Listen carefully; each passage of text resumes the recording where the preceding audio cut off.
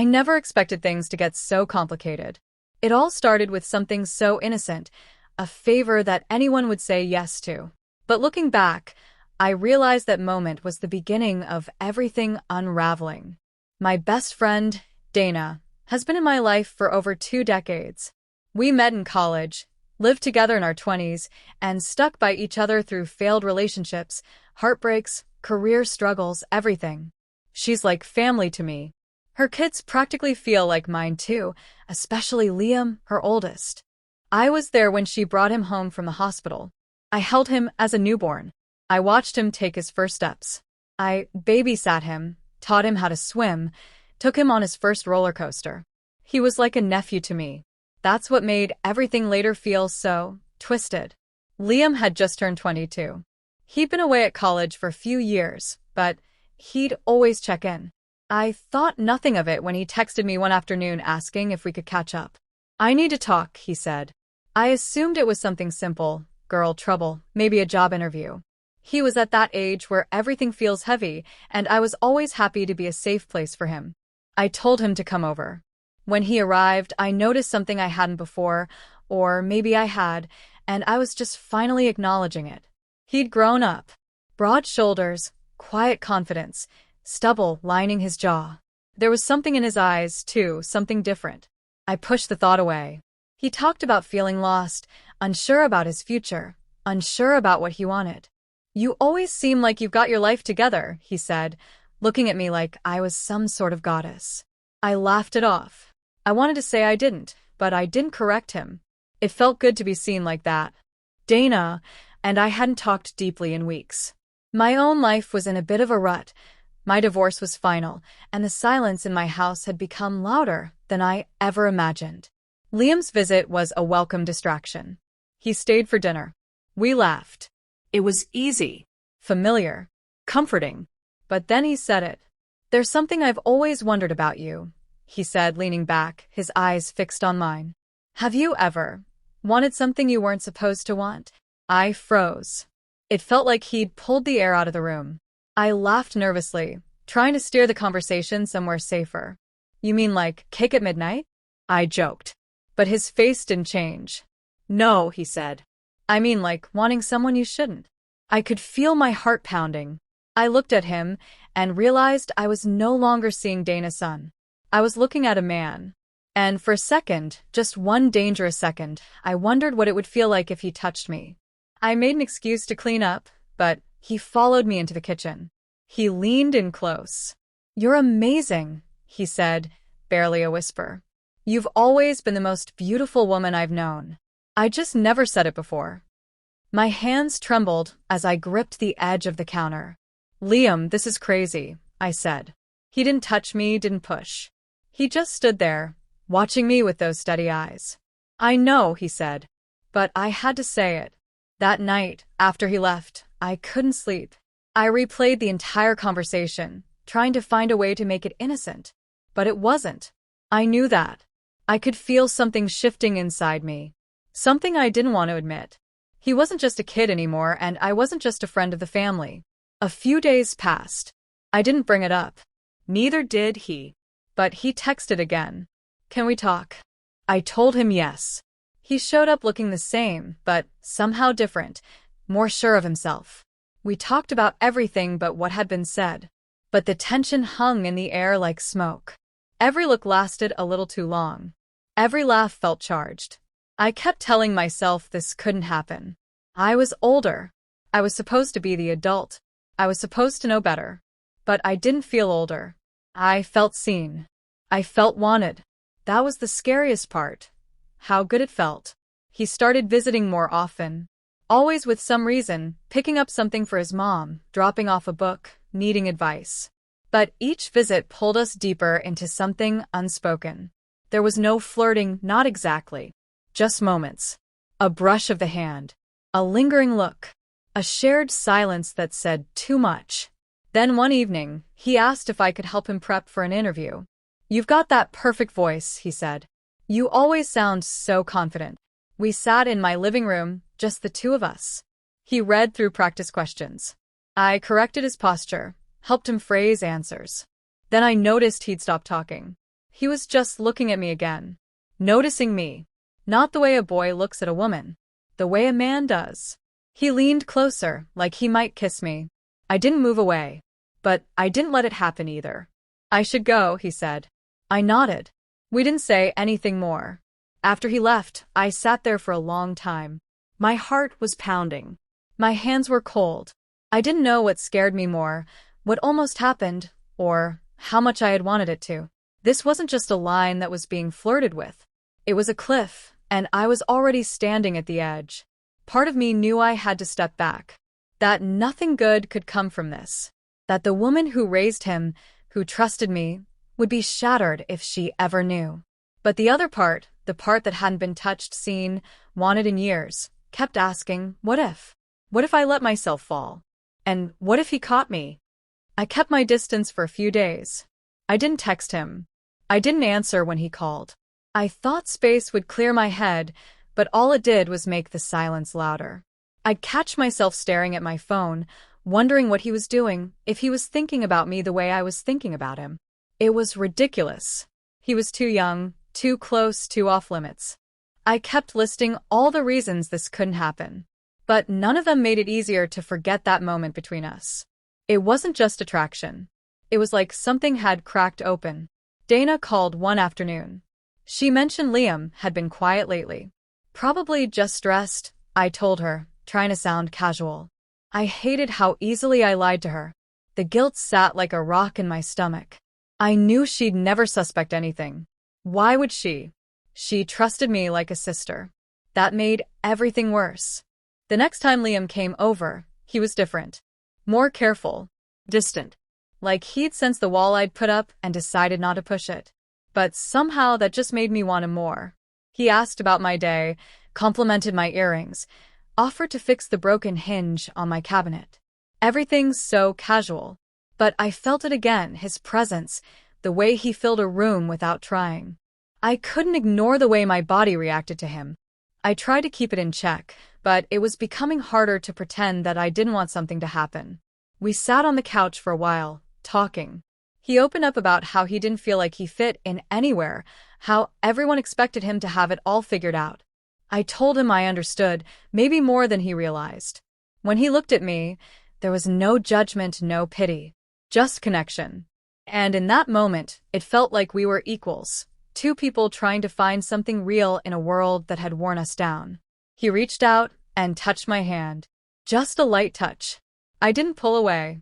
I've never felt like this about anyone, he said. His voice was low, steady. I know it's wrong, but I can't stop thinking about you. I didn't answer right away. I stared at our hands, his thumb gently tracing over mine. I told myself this had to stop, that this wasn't a game. But the truth was, I'd never felt so seen, so desired. I'd spent years in a marriage where I was invisible. Liam looked at me like I mattered, like I was still beautiful.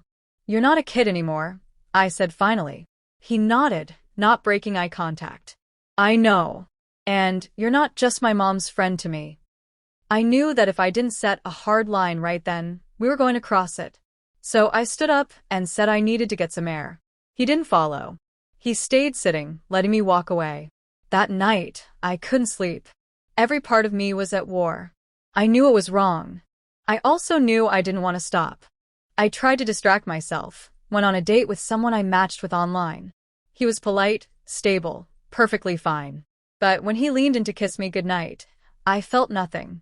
I realized I was comparing him to Liam. And no matter how wrong that felt, it was the truth. The next time I saw Liam, I asked him why he kept coming around. He didn't hesitate. Because being near you feels right, even if everything else says it's not. I told him we couldn't keep doing this. He nodded, but then asked, "Then why do you keep letting me?" It was a valid question, and I had no answer. I just stood there, silent, ashamed. Later that week, I stopped by Dana's house to drop off some things. She was in the backyard, and Liam was inside alone. I wasn't planning to stay, but he stopped me in the hallway. "You look good," he said softly. "That color suits you." "Don't," I said. "Not here." He leaned in close. "You think about me as much as I think about you?" I didn't respond. I didn't need to. He could see it in my eyes. I left in a rush, heart racing. I knew this couldn't keep happening, but it was already happening. We hadn't even kissed, but the tension between us felt heavier than anything physical. Then one evening, he sent me a message. "Can I come over? I just need to talk. I promise nothing more." I hesitated, but I said yes. When he arrived, it was like the air changed. I told myself I'd keep it short, but we ended up talking for hours. About life, about fear, about feeling alone in a world full of people. He asked me what I was afraid of. I said, losing control. He nodded like he understood. At one point, he moved closer, slowly, giving me every chance to pull away. I didn't. Our faces were inches apart. I could feel his breath. But instead of kissing me, he whispered, "I'm not trying to ruin anything. I just want you to know what you mean to me." And then he left. He didn't try to seduce me. He didn't push. He just told me how he felt and walked away. That made it worse. Because I wasn't being manipulated. I wasn't being played. He genuinely cared. And I wanted him. Not just his attention, not just the validation, I wanted him. I tried to tell myself it was just an emotional attachment, that it would fade. But it didn't. I missed him when he wasn't around. I craved the way he made me feel. Not like someone older or wiser, but like someone alive. Desired. I knew we were standing on a razor-thin edge, and that one wrong move would destroy more than just our relationship. It would destroy trust, family, history. But the longer we danced around it, the harder it became to walk away. I started noticing the way he lingered after saying goodbye, like he was waiting for me to make the next move. He wasn't trying to convince me. He was just there, and it was my own desire pushing us closer. That was the part one couldn't explain to anyone, not even myself. One afternoon, I found an old photo of the three of us, Dana, Liam, and me, from a beach trip years ago. I stared at it for a long time. We looked so innocent, so untouched by all the complications that would come. I almost cried. Not because I regretted how I felt, but because I knew there was no way this could end without someone getting hurt. And I still hadn't made a decision. I just kept letting it happen, telling myself that as long as we didn't cross the final line, I could still stop it. But deep down, I already knew I wasn't going to. It was a Thursday night when it finally happened. I remember that clearly, not because of anything special about the day, but because everything after it changed. Liam texted me, just 3 words. "Can I come?" No emojis, no explanation. I stared at the message longer than I should have, then typed back, "Yes." He arrived less than 30 minutes later. No small talk. No pretending. His eyes didn't move around the room. They stayed on me. I knew I should say something, stop it before it began, but I didn't. The air was thick with everything we hadn't done yet, everything we'd been circling for weeks. I told myself I wouldn't let anything happen. I told myself he was just coming to talk. But the second I looked into his eyes, I knew I was lying. I wasn't confused anymore. I knew exactly what I was about to do. And I still did it. There were no declarations. No dramatic moments. He just stepped close and I didn't move away. His hand touched mine and I didn't stop it. He leaned in and I let him. And when his lips met mine, I kissed him back. It wasn't rushed. It wasn't messy. It was slow, deliberate, full of all the tension that had built up between us. Every inch of contact made me feel like I was waking up from something. For the first time in years, I felt wanted in a way that wasn't obligatory or polite. It was real, raw, electric. I didn't feel like a woman in her 40s stealing something from a younger man. I felt like someone who had been waiting far too long to be touched like that again. Clothes came off. We didn't speak. His hands were sure, but respectful. My body responded in ways I thought it had forgotten. I wasn't thinking about Dana, or guilt, or the consequences. I was thinking about how his skin felt against mine, how his breath hitched when I touched his neck, how every part of me was screaming finally. Afterward, there was silence. Not awkward. Just heavy. I sat on the edge of the bed, trying to wrap my mind around what we'd done. He was lying back, one hand behind his head, watching me with a softness that was almost worse than if he'd been casual about it. I expected to feel shame, but I didn't. Not right away. I felt relief, desire, sadness. Like I just opened a door I could never close again. He reached out, touched my back. "I don't regret this," he said. I didn't answer. Not because I disagreed, but because I wasn't ready to admit it out loud. When he left, I sat in the dark for hours. I thought about Dana, her laugh, her kindness, her trust. I thought about how I had violated something sacred. I knew she would never understand. She would never forgive me. And I couldn't blame her. I hadn't just crossed a line. I had burned the whole map. The next morning, I woke up hoping it had been a dream. It wasn't. There was a text from Liam. "I'm thinking about you." My heart fluttered, then immediately dropped. I didn't respond. I didn't know what to say. He kept texting over the next few days. He wanted to see me again. He said he missed me. I told him we needed space, that we had to think about what we'd done. He said he'd already thought about it and didn't regret anything. That scared me, because I was already starting to feel the cracks. The guilt hit me in waves, especially when I saw Dana's name pop up on my phone. I ignored her call. I couldn't hear her voice without imagining what she'd say if she knew the truth. If she knew I had slept with her son, that I had wanted to, that I hadn't stopped it, that a part of me wanted it to happen again. I avoided everyone that week. I didn't go out. I didn't answer messages. I stayed home with the weight of what I'd done pressing on my chest like a stone. Liam asked if he'd done something wrong. I told him no, but that we needed to slow down. He said he didn't understand. "You wanted me," he said. "Why are you pretending you didn't?" Because wanting him wasn't the problem. It was everything that came with it. The destruction it would cause. The people it would hurt. A few days later, Dana texted me. She said she missed me and asked if I wanted to do a wine night. I stared at the message for an hour before replying. "Not this week. I'm feeling off." Another lie. Another way to delay the fallout I knew was coming. Liam showed up unannounced that weekend. Said he needed to see me. I let him in. We didn't touch, didn't kiss. Just sat across from each other in silence. "I'm not sorry," he said again. I looked at him. Really looked. And I knew he meant it. He wasn't just caught up in something physical. He felt something real. So did I.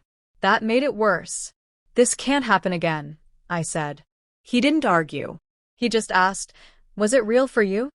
I nodded. "Yes. But it doesn't matter." He left without another word. I stood in that silence for a long time.